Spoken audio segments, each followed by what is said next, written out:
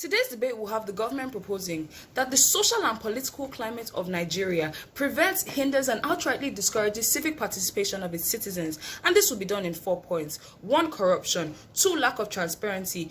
3. Insurgency and inability of the government to properly address it. And 4. Ineffectiveness of government while in office. Without any questions, I believe definitions are in order.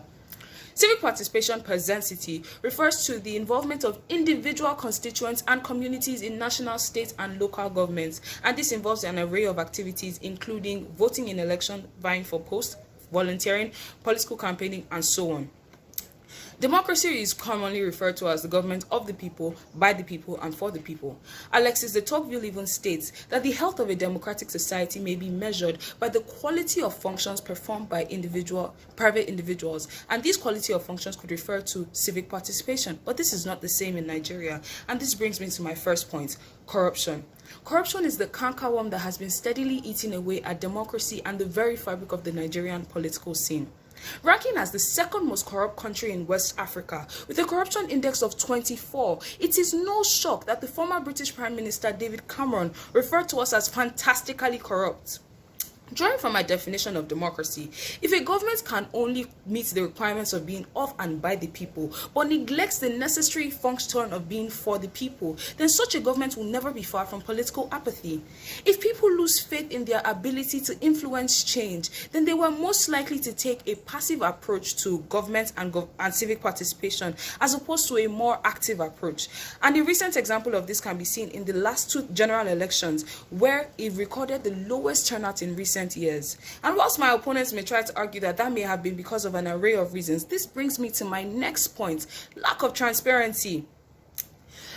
When a people cannot trust their government, then why participate in politics? Political thuggery, postponement of elections, falsification of figures, stealing of ballot boxes only fans the flame of discord between the Nigerian and their government, and causes the citizens to lose faith in the electoral process at large. And this is not even including the nepotism, godfatherism, and red tapeism that takes place within the political system. With these points I've made, I pass the ballot on to the Deputy Prime Minister to conclude and continue. Thank you. This is Deputy Prime Minister of the Open Government. I would like to point out that any arguments made by the opposition is highly fallacious, using 2 main points: 1, the government's poor response to insecurity, and 2, the problematic government. First of all, this house would like to define insecurity as the absence of protection or safety of a particular group of people.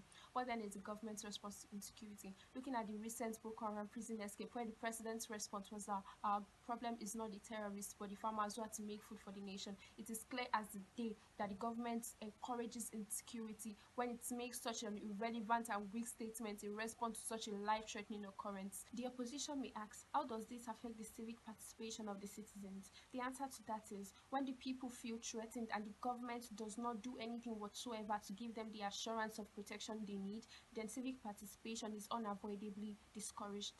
To my last point, the problematic government. In 2019, Nigeria recorded the lowest voter turnout in Nigeria's electoral history. In same 2019, Nigeria's rank on the World Corruption Rank grew from number 144 to number 146. In 2003, according to the IDEA Voter Turnout Database 2019, Nigeria recorded one of the highest number of votes in Nigeria's electoral history. In same 2003, according to the Corruption Perception Index, Nigeria became the second most corrupt country in the world. The opposition may try to say that an inverse relation between the number of votes during Nigeria's general elections and Nigeria's rank on the World Corruption Rank does not mean anything, but it does, because it is this inverse relation that shows the people that with or without their vote, the Nigerian government will continue to allow corruption thrive in Nigeria. In conclusion, this house would like to reiterate that the Nigerian political and social climate discourages civic participation of its citizens through lack of transparency, corruption, poor response to insecurity, and the problematic government. And so if this is not remedied soon,